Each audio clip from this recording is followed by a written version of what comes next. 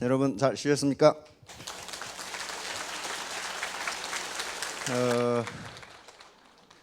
사실은 하룻밤 안 자도 됩니다.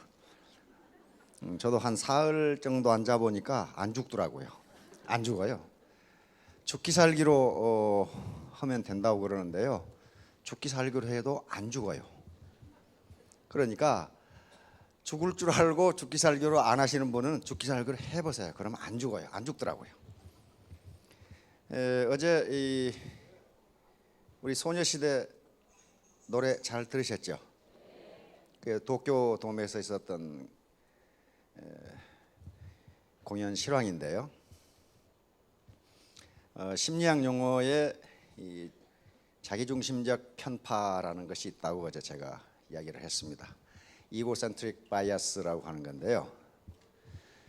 그 소녀시대에 공연하는 것을 보면은 굉장히 화려하고 참 좋아요. 그런데 삼성경제연구소에서 그 한류에 대한 연구 보고서가 있습니다. 거기에 소녀시대가 저기 무대에 서는데 몇 년간 연습했다고 어디 기록해 보신 적이 누구 계시나요? 저거요 5년 연습한 겁니다. 5년. 밤낮 없이 5년 연습한 거예요. 그래서 무대에 선 거예요. 그러니까 자기중심적 편파라는 게 우리가 보는 것은 소녀시대의 화려한 무대 모습만 봤지 저기에 서기까지 얼마나 힘들었는가는 모른다는 거예요. 그런데 SM이라든가 이런 회사에서 YG라든가 저거 소녀시대를 만들어서 공연하는 게 아닙니다. 많은 이 오디션에 통과한 사람들을 5년 동안 훈련시켜서 살아남은 사람 중에 가장 좋은 컨비네이션을 만들어내는 게 저런 거예요. 그러니까 얼마나 많은 사람들이 그 훈련 과정을 이기지 못하고 떨어져 나갔겠어요. 저 아이들은 훈련 과정을 이긴 겁니다. 그래 나온 거예요. 근데 동방신기라고 있죠. 그 애들은 무대 서기까지 7년을 연습해요. 7년. 생각해보세요. 하루에 맨날 자빠져 놀면서 있는 게 아니에요. 하루에 10시간, 12시간씩 연습하는데 그 7년을 했단 말이에요. 그러고 동방신기가 된 거예요. 삼성경제연구소 보고서에가 있습니다. 그게. 그러니까 한류가 어떻게 해서 세계를 휩쓰는가 그 연습 과정이 있기 때문에 그래요. 서양이라든가 다른 나라는 서양에서 7년간 연습하라고 해보세요. 아마 하루도 못하고 가서 소송할 거예요. 사람을 이렇게 할 수가 있냐고. 그러니까 우리 한류가 세계를 휩쓰는 게 그 뒤에 그만한 땀의 투자가 있었다는 거거든요. 주진환 로얄 마스터 그리고 우리 조상영 총장이 이야기하는데 이분들은 여기서 지금 100m 달리기를 한다고 그럽시다. 100m 달리기를 하는데 로얄이니까 여기 도착했다고 가정하겠습니다. 여기가 지금 종점이에요. 종점이라고 가정하겠습니다. 그런데 우리가 저분들을 보는 것은 여기 다 달려와서 서 있는 모습만 보는 거지 여기서 스타트 해가지고 이 과정에 힘든 것에 대해서는 우리는 잘 몰라요. 현재 저분들이 연봉 얼마를 벌고 있다는 사실만 보이는 거지 얼마나 고생을 했는가 하는 것은 잘 보이지 않는단 말이에요. 그리고 이 과정을 생략하게 되면은 여기 도착할 수가 없어요. 여기에 100m를 달려가는데 옵스타클이 장애물이 굉장히 많아요. 이게 뭐냐 하면은 기회비용이라고 하는 거예요. 기회비용. 기회비용이라고 하는 거예요. 그러니까 어떤 소득을 얻기 위해서는 반드시 코스트를 지불해야 되고 그 코스트를 지불하지 않으면 소득이 나오지가 않아요. 예를 들면 이런 겁니다. 어떤 농부가 지금 100평의 밭이 있다고 하겠습니다. 여기 어떤 농부가 지금 100평의 밭을 가지고 있어요. 100평. 그러면 이 100평에다가 고구마를 심을 수도 있고 고추를 심을 수 있다고 하겠습니다. 심을 수 있죠?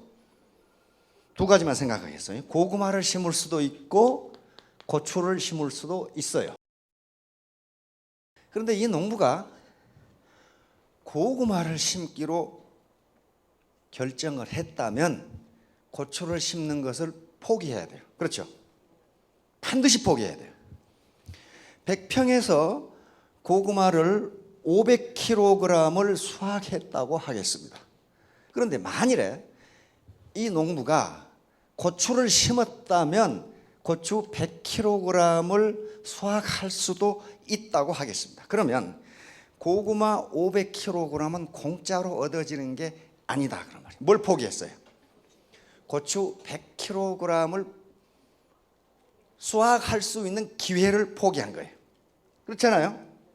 절대로 고구마 500kg은 공짜로 얻어진 게 아니고 고추 100kg을 얻을 수 있는 기회를 포기하고 얻은 거예요. 이것을 기회비용이라고 그럽니다.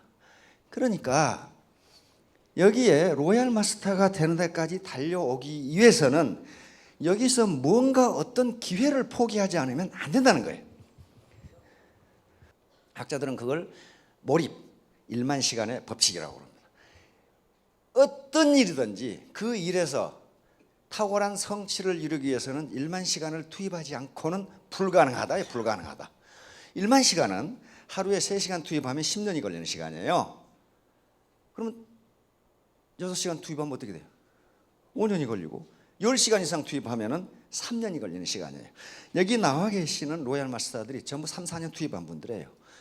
근데 투입인데 빈둥거리면서 3, 4년 보내면 그건 투입한 게 아니라 자빠져 놓은 거예요. 몰입이에요. 몰입. 디보션. 몰입이에요. 커미트먼트. 몰입이에요. 그런 각오, 그런 간절함, 그런 기회비용의 포기, 요게 없이는 거의 불가능해요. 요것을 한마디로 태도라고 하면 태도. 어떤 태도를 가지고 할 것이냐, 그냥 대충 할 것이냐, 에티튜드라고 그랬죠. 에티튜드. 이거 굉장히 중요해요. 에티튜드. 태도, 자기 마음가짐이 어떻느냐에 따라서 성공 여부가 결정된다. 이게 100점 만점이에요. 에티튜드인데 어빌리티. 여기 올라오신 어제 이 핀을 받으신 모든 분들이 내 능력으로 된 것이 아니다. 그건요 무슨 겸손하게 말을 하고 그런 게 아니에요. 그게 사실이에요. 팩트예요. 팩트. 왜냐하면 능력이 있다고 하는 분들이, 능력이 있다고 다른 사람을 우습게 여기는 분들이 죄다 실패하거든요. 안 돼요. 그러니까 그거 뭐예요? 자기 능력으로 되는 게 아니다예요. 그럼 무슨 능력이에요? 시너지입니다. 네트워킹, 네트워크 파워예요. 시너지로 되는 거는. 그러니까 자기 능력은 1%밖에 안 되고, 이건 에디슨이 한 말입니다. 천재는 1%의 영감과 99%의 땀으로 이루어진다. 근데 에디슨은 그 말을 한 번만 한 게 아니라 자꾸 얘기했어요. 자꾸 얘기하면서 뭐라고 그랬냐면은, 에디슨이 백열전구 만드는데 몇 번 실패했는가는 아무도 몰라. 어떤 책에는 2000번, 어떤 책 3000번. 에디슨이 직접 말한 말은 10,000번이에요. 자기가 써놨어, 10,000번이라고. 자기가 9999번에 백열전구를 만드는데 실패를 하니까 자기 친구가 실패를 하고 또 실험을 하니까, 이 사람아, 자네는 10,000번째 실패를 할 셈인가? 그렇게 물으니까 에디슨이 뭐라고 대답할게?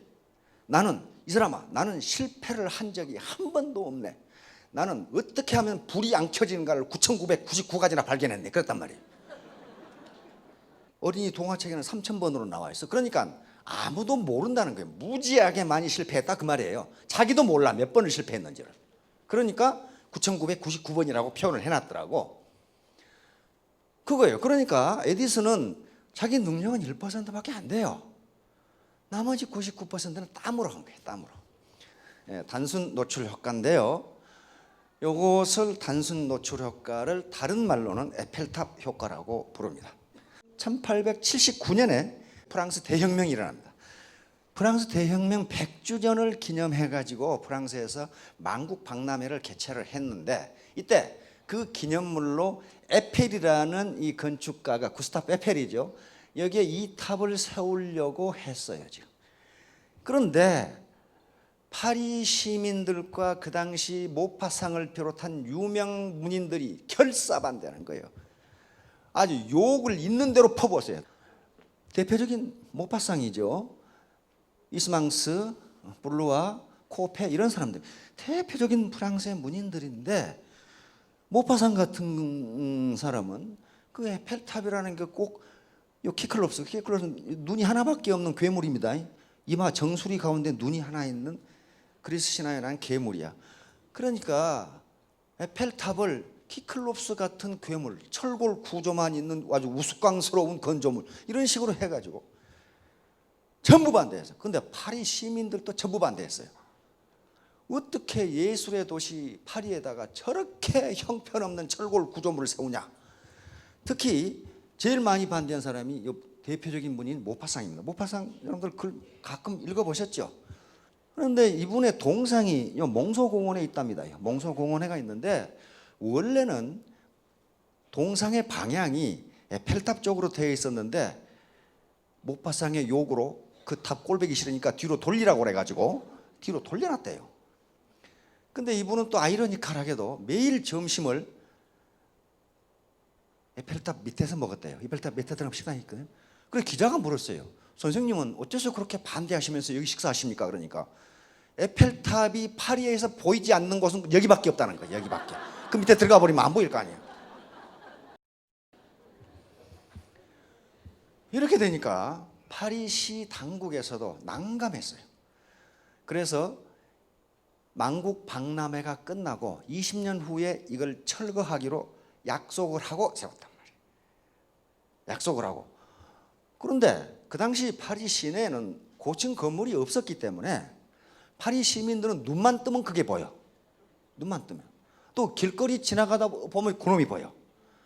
이게 바로 단순 노출 효과가 적용되기 시작합니다. 계속 파리 시민들이 그걸 좋아하기 시작해. 에펠탑은 단순 노출이에요. 그 의도적으로 거기 서 있는 게 아니고 그냥 보이는 거예요, 그냥. 그래가지고 20년이 돼서 뜯으려고 그러니까 또 뜯지 말라고 야단이야, 또. 왜? 무지하게 좋거든, 그게. 계속 봐오니까. 그래서 학자들은 단순 노출 효과를 에펠탑 효과라고 부릅니다. 에펠타워 이펙트라고 부릅니다.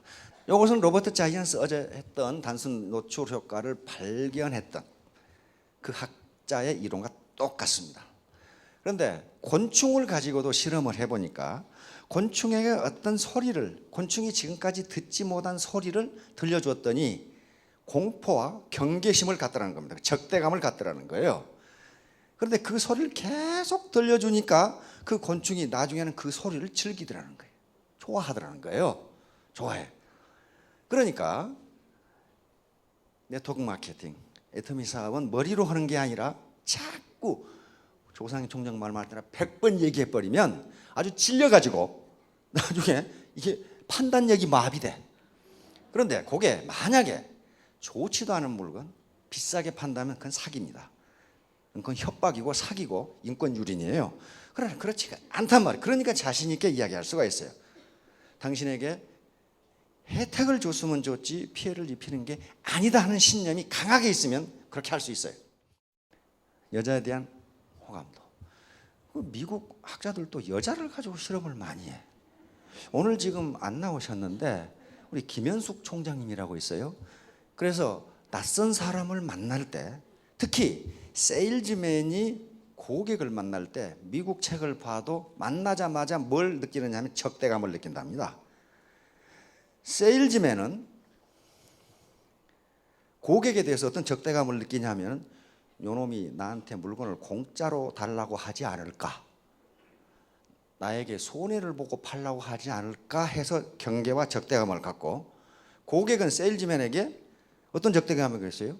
요놈이 좋지도 않은 물건을 나한테 바가지를 씌우지 않을까, 그런 적대감을 갖는답니다. 미국 책에 나와 있어요. 그러면 이것을 어떻게 그 사람하고 친해질 것이냐. 그래서 미국에서 또는 서양에서 많이 발달하는 게 유머입니다. 유머는 별 의미도 없는데 서로 대화를 하게 만들어져요. 그렇죠? 그래서 그 중에 하나가 펀이라고 했어요. 펀은 우리말도 펀이 굉장히 많습니다. 일본어도 펀이 굉장히 많아요. 동음 이의예요. 동음이. 소리는 같은데 뜻이 다른 거. 그걸 가지고 넌센스 퀴즈를 한다든가 그런 얘기를 하는 걸 펀이라고 합니다. 왜냐하면 그 내용이 아무런 부담이 없는 내용이니까 서로 마음이 통하게 하는 거예요. 예를 들면 우리 지금 어르신 계시는데 울면 안 되는 날이 어떤 날입니까? 울면 안 되는 날. 오늘 울면 안 되는 날. 예, 그 답은 중국집 쉬는 날이에요. 그러니까 요걸 펀이라 그래요. 펀.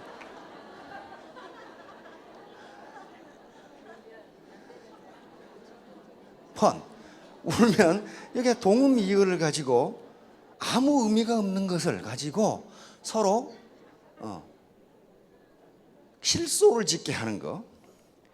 근데 우리 김현숙 총장님이 지금 안 계시니까 하는 말인데, 제가 펀에 대해서 얘기하니까 자기도 알고 있대요. 박사님 혹시 아시냐고. 나 모르겠다고 그랬어요. 연날리기 대회 아나운서 중계방송을 아냐고 그러더라고. 아나운서 중계방송을. 그래서 모른다 그랬더니 연날리기 대회를 하는데 연 두 개가 1등 2등으로 가니까 아나운서가 어떻게 중계를 했게 그러더라고요. 김현숙 총장이 쌍년이 꼬리를 흔들면서 올라갑니다. 그렇게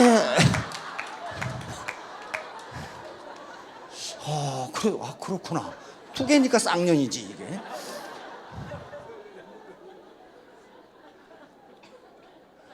한참 있으니까 여러 개의 연이 올라간다 이 말이야. 그래 뭐라고 중계를 했게 그러더라고요. 모르겠다 그랬더니 잡년들이 꼬리를 흔들면서 올라갑니다. 딱 이렇게 이게 펀이란 말이에요. 그러니까 그런 우리말에는요, 한자어가 있죠, 순수 우리말이 있죠, 이두가 있죠, 소리가 받침이 있어가지고 받침이 있는데도 소리가 같이 나는 것들이 있어요. 그런 것들이 있기 때문에 펀이 굉장히 많습니다. 단순 노출. 이제 여자를 가지고 실험을 했습니다. 이 피츠버그 대학에서 폴 브룸 교수가 쓰는 책에가 있는데, 피츠버그 대학 강의실입니다. 여기에 대학 강의실에 강의하고는 아무 관계가 없는 여자들을 한 사람은 15번, 10번, 5번, 아무도 0번 해가지고 들여보냈어요. 근데 이 아가씨들은 강의실에서 대학생들하고 얘기를 한다든가 질문을 한다든가 아무것도 안 해요. 한마디도 안 하고 앉아있다 나오는 거예요. 학기가 끝난 다음에 교수가 이 여자들의 사진을 보여주고 학생들에게 누가 가장 매력 있냐고 그랬더니 15번 본 여자가 가장 매력 있다고 대답했어요. 가장 매력 없는 여자는 한 번도 본 적이 없는 여자가 가장 매력 없다고 했어요. 다시 말하면 단순 노출이에요. 가서 뭐 학생들하고 얘기를 한 것도 아니고 교수에게 질문을 한 것도 아니고 무슨 지적 대화를 한 것도 아니에요. 가만히 앉아있다 나왔는데 단지 15번 봤다는 이유로 그 아가씨가 가장 매력 있다고 했단 말이에요. 그러니까 어떻게 했어요? 고객을 15번 만나면 굉장히 매력 있는 사람이 된다. 매력 있는 사람. 이거예요. 친숙한가. 그 다음에 이제 고등학교 동창을 가지고 실험을 했어요. 그런데 자기가 과거에 친했던 사람 얼굴을 보여주고 그 사람하고 비슷한 사진을 보여주고 누가 더 매력 있냐고 그랬더니 자기하고 친했던 사람이 더 매력 있다고 생각한다. 다시 말하면 그 사람과 마음이 통했던 사람은 상당히 매력 있다고 생각한다. 매력 있다고. 그러니까 뭐예요? 제 육감이 있다 그랬죠. 진정성을 가지고 상대방에게 친근감을 주면 매력 있는 사람이 된단 말이에요. 자, 그런데 많은 연구에서 어떤 모습이 가장 매력 있냐고 그랬더니 웃는 모습이 가장 매력 있답니다. 이건 돈이 들지 않는데 매력을 줄 수 있는 가장 좋은 모습이 웃는 모습이라고 합니다. 여기하고 누가 더 매력 있는지 금방 볼 수가 있죠. 금방 알 수가 있죠. 그러니까 여기 더운데 여기까지 오셔가지고 인상 쓰고 계시지 마세요. 몇 분이 있어요. 이 새끼, 에이, 너 해라, 나 듣는다. 뭐 하려고 오셨는지 몰라. 집에서 텔레비전이나 보시지. 웃는 모습이 가장 매력 있어요. 그다음에 근접성, 프로펜키티 이펙트. 이것도 바로 단순 노출 효과고 에펠탑 효과입니다. 물리적으로 가까이 있는 사람하고는 친해진다. 이걸 어떻게 실험을 했냐면요, 같은 대학 기숙사인데 친근도를 조사를 해봤더니 다른 건물보다는 같은 건물에 있는 애들이 서로 친하더라. 그런데 같은 건물 중에서도 같은 층에 있는 사람과 더 친하더라. 가장 친한 사람은 같은 방에 있는 애가 가장 친하더라. 이렇게 돼 있어요. 그렇다면 물리적으로 가까이 있는 사람은 친근하게 느껴진다. 이게 유사천이에요. 그렇죠? 유사천이. 친구도 그래서 자꾸 만나면 친해지지만은 안 만나면 멀어져요. 안 만나면 멀어져요. 그래서 많은 우리 어르신들이 그럽니다. 자식을 장가 보내면 적어도 1년간은 데리고 살아야 된다. 1년간은 데리고 살아야 된다. 제가 그렇게 했어요. 저도 20평 아파트에 살면서도 우리 큰며느리는 1년간 데리고 살았어요. 근데 서로 불편하고 좁은 가운데서도 미운정 고운정이 들어요. 둘째 며느리는 첫 애를 낳았을 때 우리가 데려다가 뒷바리를 다 했어요. 그래서 미운정 고운정이 들어요. 그런데 서로 불편을 끼치지 않는다고 결혼하자마자 저쪽으로 보내면요, 아주 포멀한, 아주 공식적인 관계는 성립하는데 정이라는 게 들질 않아요. 정이라는 게 들질 않습니다. 그게 뭐예요? 이게 단순 노출효과 때문에 자꾸 보면 단점도 보이고 장점도 보이고, 그런데 그러면서 정이 드는 거예요. 사모님하고 사시는데 사랑으로 사십니까? 정으로 사십니까? 그놈의 정 때문에 살죠. 절대 사랑으로 살지 않아요. 우선 불쌍하고 정이 들어가지고 정 떨어져요. 아이죠, 사랑 떨어져요. 어디 인터넷에 보니까 그 나이에 따라서 부부가 자는 모습이 나와 있더라고. 20대는 800개를 하고 잔대요. 800개를. 30대는 마주보고 잔대. 이렇게 마주보고. 40대는 나란히 자고, 50대는 등 돌리고 자고, 60대는 각방 쓰고, 70대는 도대체 어디서 자는지도 모르고. 그런데 점점 상대방이 어떻게 됩니까? 불쌍하게 되고, 내가 잘못된 게 후회가 되고, 그놈의 정 때문에. 그렇죠? 그놈의 정 때문에.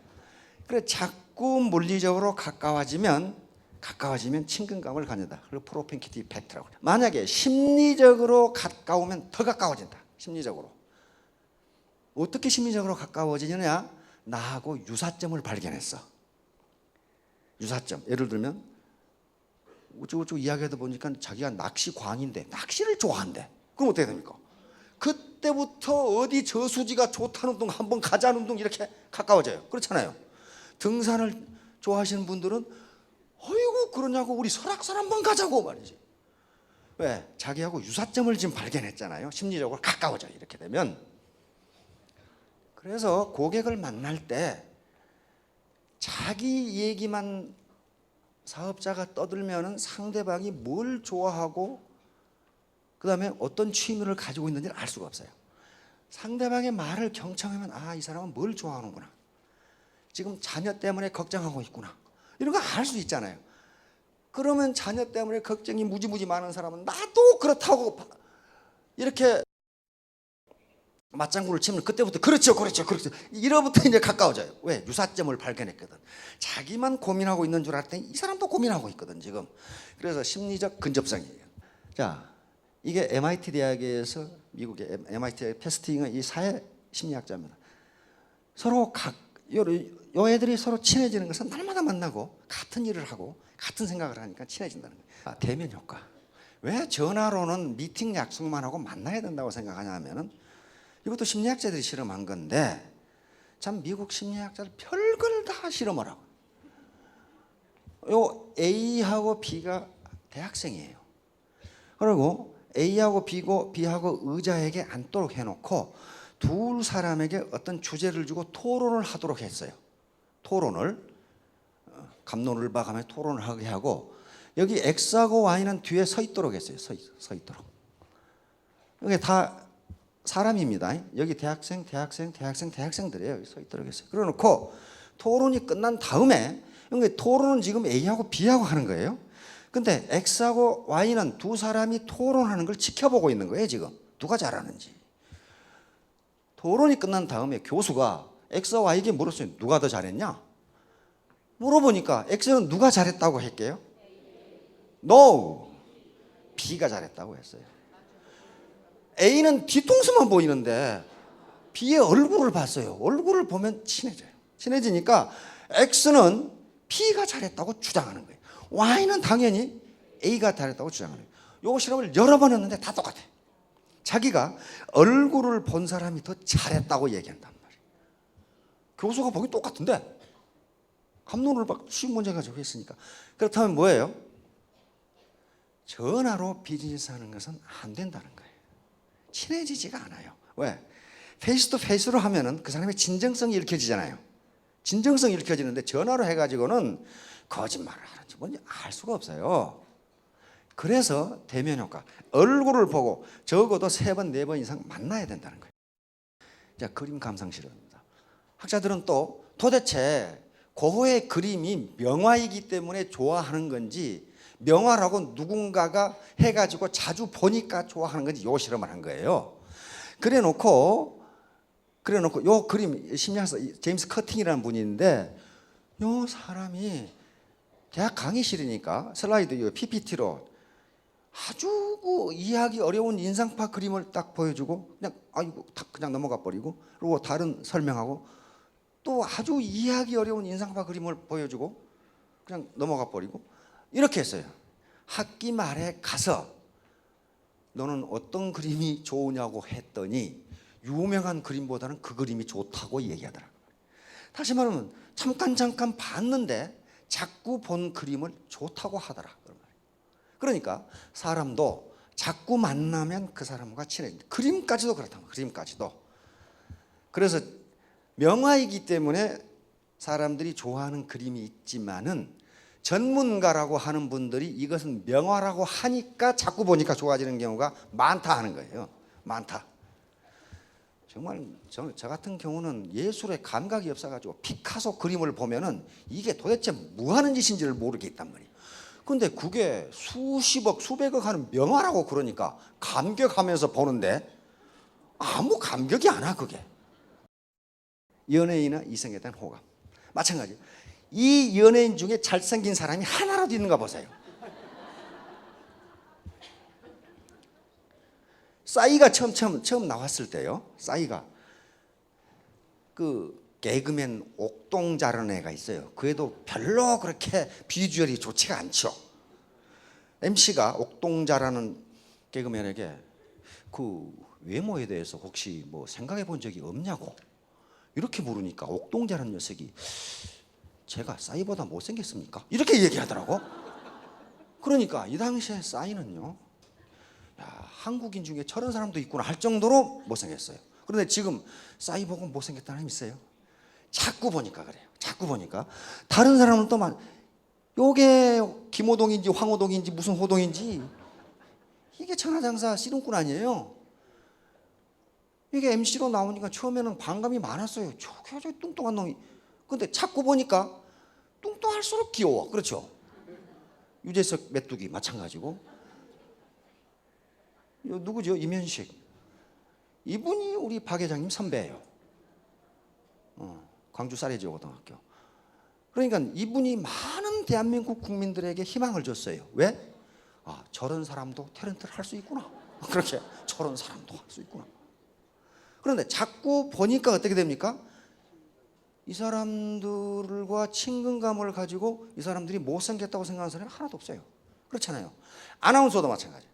아나운서 MC도 마찬가지예요. 아나운서가 어떤 프로그램에 따라서 바뀌면은 전에 아나운서가 훨씬 잘했던 것 같은 생각이 들어. 그리고 굉장히 낯설어. 어떻게 저런 놈이 저걸 하나. 그런데 한참 시간이 지나면 또 잘해. 그렇죠? 그게 단순 노출을 가면 자꾸 보면 친해진다. 이성간의 관계. 어르신 요거 해보셨죠? 옛날 빵집에 가서 고등학교 때 회심의 미소를 짓는 거 보니까 이렇게 한번 해보셨던 것 같은데.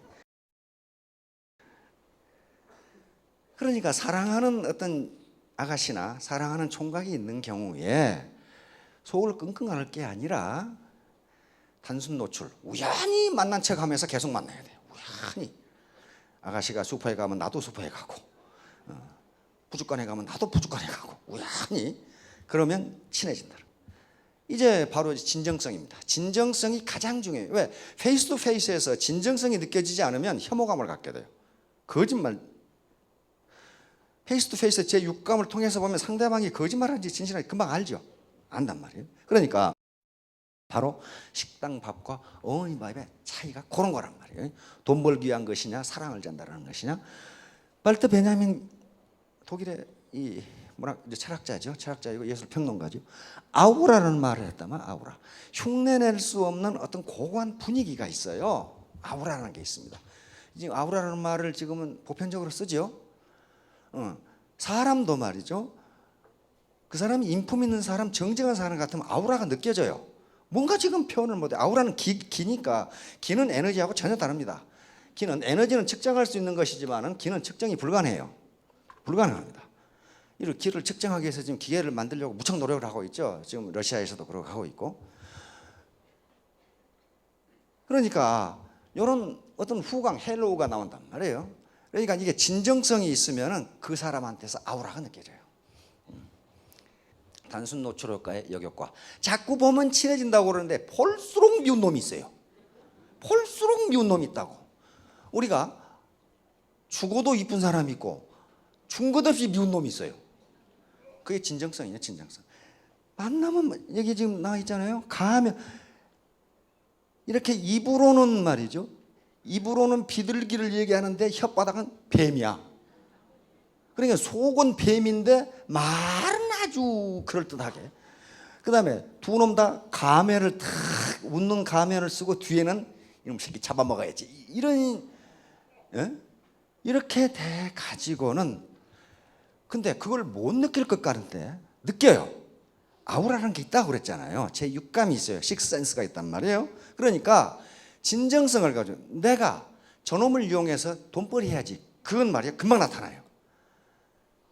당신하고 나하고 동반성공하자는 마음이 있으면 전달이 된단 말이에요. 이런 것들입니다. 그러니까 만나면 만날수록 좋은데 만나면 만날수록 보기 싫은 놈이 있단 말이야. 그건 진정성이 없는 사람이에요. 미국 대학에서 교수들이 또 어떤 실험을 했냐면은 요 음료수 파는 데 가가지고 한 대학생한테는 아주 친절하게 해줬어요. 친절하게 해줬더니 요 놈이 가서 물건 사가는 양이 많더라는 거예요. 이 대학생한테는 아주 불친절하게 했더니 하나만 사가지고 가버리더라는 거예요. 그러니까 친절도에 따라 달라지는 거예요. 또 우리 텔레비전에서도 저걸 또 실험을 했더라고. SBS에서 내가 그걸 봤는데 콩나물 파는 아줌마한테 가가지고 똑같은 대학생이에요. 대학생이 먼저 대학생은 시비를 걸었어요. 콩나물이 뭐 이래요 이거? 혹시 농약한 거 아니에요 이거? 그거 뭐 맛이 없게 생겼네. 그래가지고 콩나물을 1,000원어치 샀더니 몇 뿌리 주고 말아. 근데 그 뒤에 대학생은 가자마자 콩나물 파는 아주머니 손을 잡고 아이고 손이 우리 엄마 손하고 똑같습니다. 이거 얼마나 고생을 하셨습니까? 아이고 콩나물도 맛있게 생겼네요. 똑같은 1,000원짜리 샀는데 이만큼 줘. 이만큼 줘. 그게 그러니까 애터미 사업자는 뭡니까? 서비스맨이에요. 그렇죠? 서비스. 서비스맨이 지가 서비스를 받으려고 하면 그건 망하게 돼 있어요. 서비스맨은 서비스를 하는 사람이지 서비스를 받는 게 아니란 말이에요. 그러니까 누구든지 그 고객이 사회적으로 성취를 했건 못했건 학력이 어떻건 나이가 어떻건 똑같이 친절하게 돼야 된다. 그러면 하나 살 걸 2개 산다 그 말이에요 지금. 자, 삼여 법칙. 이것도 법칙으로 만들어져 있습니다. 여기 지금 필립 짐바르도 교수인데 뭘 실험을 했냐면은 뉴욕 시내 걸어가다가 실험자들에게 한 사람한테 갑자기 사가지고 건물을 바라보도록 했어요. 그러니까 한 놈이 가다가 갑자기 바라보니까 42%가 그놈도 바라보더라 이거 이렇게. 그 다음에는 두 사람이 가다가 바라보게 했더니 60%가 바라보더라. 세 사람이 그렇게 가다가 갑자기 바라보게 했더니 아무것도 없어요. 아무것도 없는데 86%가 바라보더라는 거예요. 그래서 여기서 짐바르도 교수는 인간 심리의 3회 법칙을 만들어냅니다. 100%는 안 돼요. 나머지 14%는 대포가 울려도 안 바라봐 이놈들은. 안 돼요. 안 돼. 절대로 안 봐. 그러니까 86%를 전체로 본 겁니다. 짐바르도 교수는 스탠퍼드 대학 심리학 교수였는데 그래서 세 사람이 똑같은 행동을 하고 똑같은 말을 하면 86%가 거기에 동조한다 그랬어요. 거기에 따른다. 영국 속담에 이게 있죠. 세 사람이 돌을 떡이라고 하면 그 돌은 떡이다. 영국 속담이 됐어요. 영국. 그러니까 스폰서 파트너가 자꾸 만나서 같은 마음을 가져야 된다는 게 A는 이 말하고 B는 저 말하고 하면 안 믿는다는 거예요. 안 믿는다. 3인 성호. 이건 전국시대에 있었던 얘기입니다. 춘추 전국시대에. 세 사람이 이게 이 방총 장군이 어디로 인질로 가면서 한 얘기인데 임금님한테 자기가 수도를 떠나면 자기를 모함하는 놈이 많을 것 같아. 이 사람이 충신이거든요. 그러니까 임금한테 가서 그랬어요. 전하, 우리 같으면 강남에 호랑이가 나타났다고 하면 믿으시겠습니까? 그러니까 임금이 이 사람아 강남에 무슨 호랑이가 나타나? 안 믿지? 그러면 두 사람이 강남에 호랑이가 나타났다고 하면 믿겠습니까? 그러니까 그건 의심해 봐야지 이렇게 된 거예요. 그러면 세 사람이 강남에 호랑이가 나타났다고 하면 믿겠습니까? 그건 믿어야지 이렇게 된 거예요. 논리적으로 이성적으로 생각하면 강남에 호랑이가 나타나는 게 있을 수가 없는데 세 사람이 똑같은 거짓말을 하면 그것도 믿는다는 거예요. 결론은 이거네요. 부지런히 만나야 돼요. 에펠탑 효과, 단순 노출 효과. 만나면 친해진다. 만나면 친해진다. 그것도 전화가 아니고 뭘로요? 페이스 투 페이스, 면대면으로 만나고 그 다음에 그때 어색한 분위기가 있을 때 어떤 펀이라든가 하는 것을 펀 구사하는 것도요, 책 좀 많이 보셔야 돼요. 엉뚱한 소리 하면 또 이상하잖아요. 자, 경청. 바로 말을 들어주는 것부터 시작해요. 말을 들어주면 어떻게 됩니까? 그 사람이 뭘 좋아하고 무슨 문제가 있고 무슨 걱정이 있는지를 알 수가 있어요. 그러면 거기에 나하고 유사성을 맞출 수가 있어요. 그렇죠? 진정성이 가장 진정성. 절대로 속이면 안 됩니다. 진정성. 내가 저 파트너를 이용해서 나만 성공하겠다. 그거 성공 못해요. 그 파트너를 성공시키면 자기는 밀어 올라가게 돼 있어요. 결론적으로 이야기를 합니다. 바로 수면제 효과 때문에 내가 사회적으로 지금까지 성공적인 삶을 살았건 못 살았건 지금까지 어떤 과정을 거쳐왔건 간에 자꾸 얘기를 하면은 나를 믿지 못하더라도 그 인포메이션, 정보가 정확하면, 정보가 믿을만하면 그 정보를 믿는다는 거예요. 믿고 나는 무슨 상태로 들어가요? 수면 상태로 들어가요. 누가 나한테 그런 얘기를 했는지 모르겠는데 그거 괜찮던데 이렇게 된다. 반대로 믿을 만한 사람이 한 번 얘기하면 금방 믿는데 나중에는 그 믿을 만한 사람만 생각되고 그 사람이 뭐라고 했는지 생각이 안 나.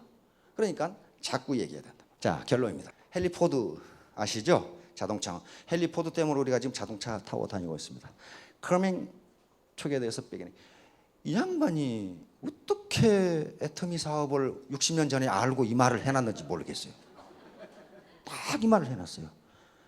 만남이 시작이고 Keeping together is progress. 계속 함께하는 것이 발전이고 Working together is success. 함께 일하는 것이 성공이다. 참 포드 선생님이 우리를 위해서 좋은 말을 해놓고 해놓으셨어. 자, 여기 함께 만나신 게 뭐라고 그랬어요? 시작이라고 그래요. 시작. 헤어지지 않고 계속 함께 하는 게 발전. 그리고 더불어 함께 일하는 게 성공. 예. 더운 날씨에 수고하셨습니다. 모두 크게 성공하시기 바랍니다. 감사합니다.